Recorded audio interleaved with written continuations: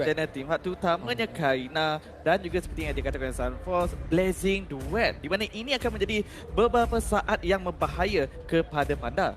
Ya, benar sekali, tapi sekarang ini kita kena saksikan apakah yang akan diambil oleh pasukan Todak untuk hero terakhir mereka nampaknya.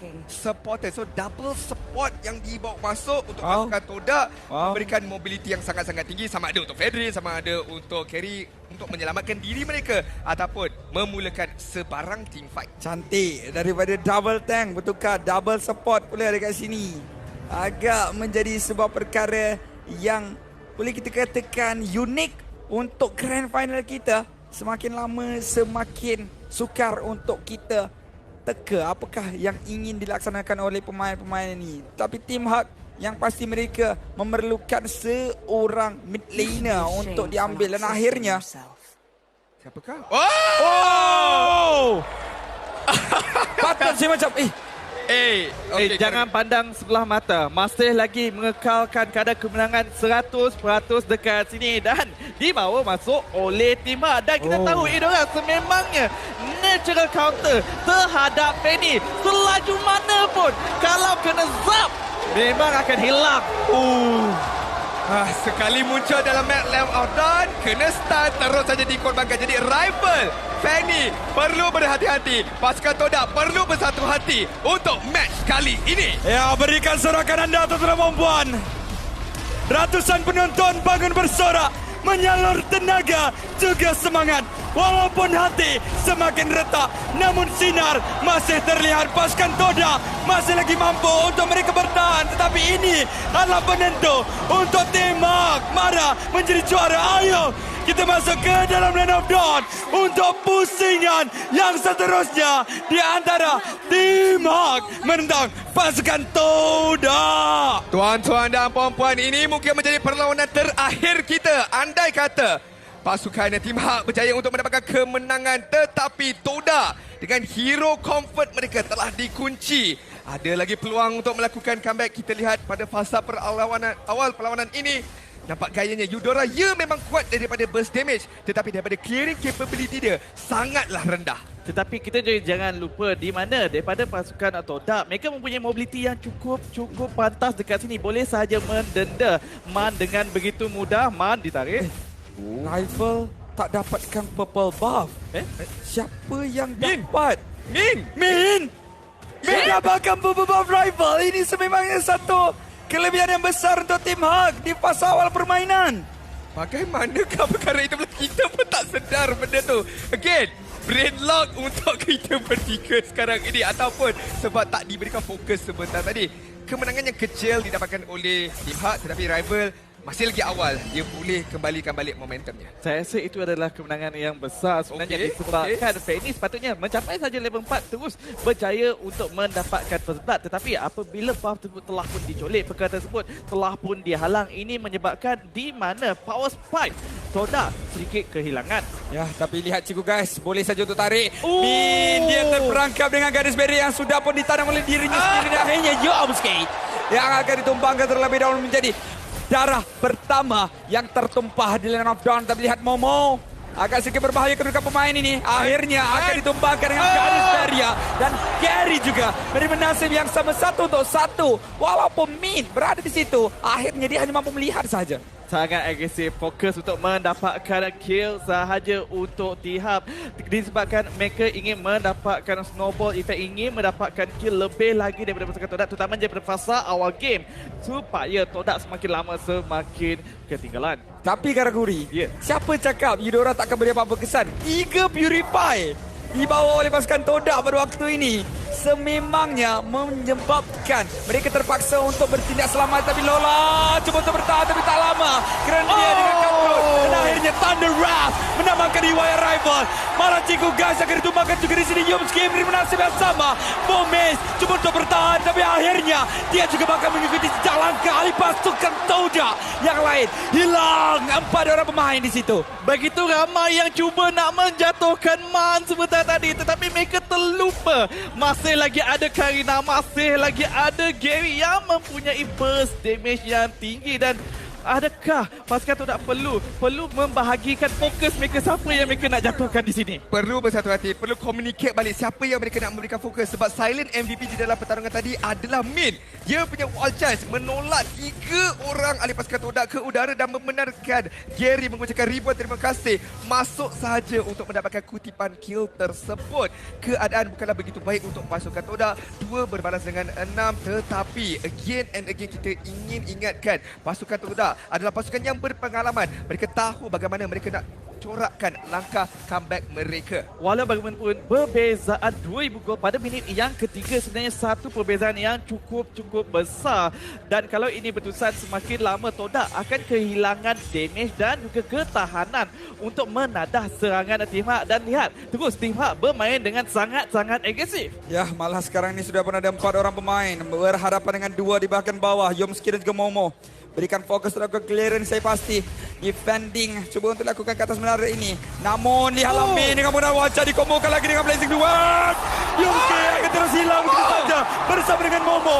Dia masuk kembali dengan menggunakan gaduh tersebut. Satu kesilapan daripada Momo sebentar saja tadi. Mengapa beliau tekan Guiding Wings tersebut Karangkuri? Sedangkan mungkin beliau boleh selamat melarikan diri. Sehati sejiwa. Bukan macam Kalau itu kita juga. mati, biar mati bersama. Dan sejujurnya masih lagi suka Jam untuk ayam. Momo nak menyelamatkan diri sendiri disebabkan adanya Guardian Barrier sebentar tadi menghalang perjalanan beliau. Ya, benar sekali. Tapi lihat sekarang yang kedudukan daripada tim Hak masih lagi terus-menerus cuba untuk bergerak agresif. Sudah pun ada ke altar di belakang. Gary cuba untuk meloloskan itu, tapi rival sudah pun masuk. Namun Gary masih lagi berjaya untuk meloloskan diri dengan nyawa yang cukup rendah. Sementara tim Todak cuba untuk marah ke bahagian hadapan. Namun lihatlah Blazing Duet daripada Panda. Cukup menyakitkan. Malah Bomis terpaksa untuk berundur. Nyawa terakhir daripada Bomis tak sempat untuk dihabiskan sebentar daripada tengah.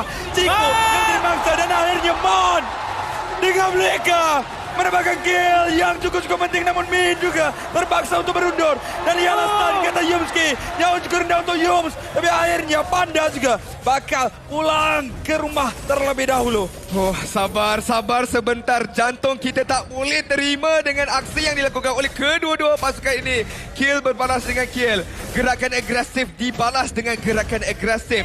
Tetapi pasukan Todak masih lagi tak berjaya untuk menambahkan lagi kutipan gol mereka kerana komposisi line up Team Hak bagaimana mereka kiting dengan begitu cermelang sebentar tadi. Bukan saja daripada segi kiting, tetapi berjayanya mereka melambatkan buff rival sebentar tadi menyebabkan di mana Todak tak boleh nak bergerak agresif dan itu yang membuatkan mereka tak betah.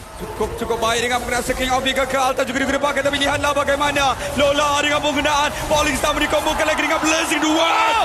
Akan tumbangkan Gary. Tapi rival juga kehilangan Momo. Man juga kehilangan nyawanya. 3 untuk Todak, 2 untuk timbang menjadi 4 untuk Todak kehilangan sekarang ini. Chico bersorangan saja. Walaupun berhadapan dengan 3 orang pemain, Chico tewas rata sebentar tadi untuk pasukan Todak. Namun Bomis sudah pun kembali hidup. Todak cuba untuk memberikan serangan balas, tetapi tim Hak seperti kita bincangkan perbezaan ekonomi. Mereka mempunyai ketahanan yang lebih tinggi, mereka mempunyai damage yang lebih kuat lagi. Jadi Todak perlu bermain dengan lebih berhati-hati, mungkin bermain di bawah kawasan menara mereka. Saya setuju, perlu bersabar, perlu main dengan pasif sedikit sekarang ini. Dan seperti mana yang kita dah bincangkan, pasukan Todak perlu fokus dekat satu target saja terlebih dahulu. Mungkin boleh tukar arah sekarang ini. Mereka nak dapatkan Man, tapi lihat Man! Chico disambar berter sebentar tadi, malah dilanggar dengan menggunakan one charge. Blazing Duet daripada Panda menamatkan riwayat Yomski. Tapi juga gugur. Triple kill untuk Panda. Harga Maniac untuk Panda. Maniac di grand final. Guardian Barrier daripada Min sebentar tadi menghalang jalan keluar daripada rival. Sekali lagi alih-alih pasukan Todak dilenyapkan.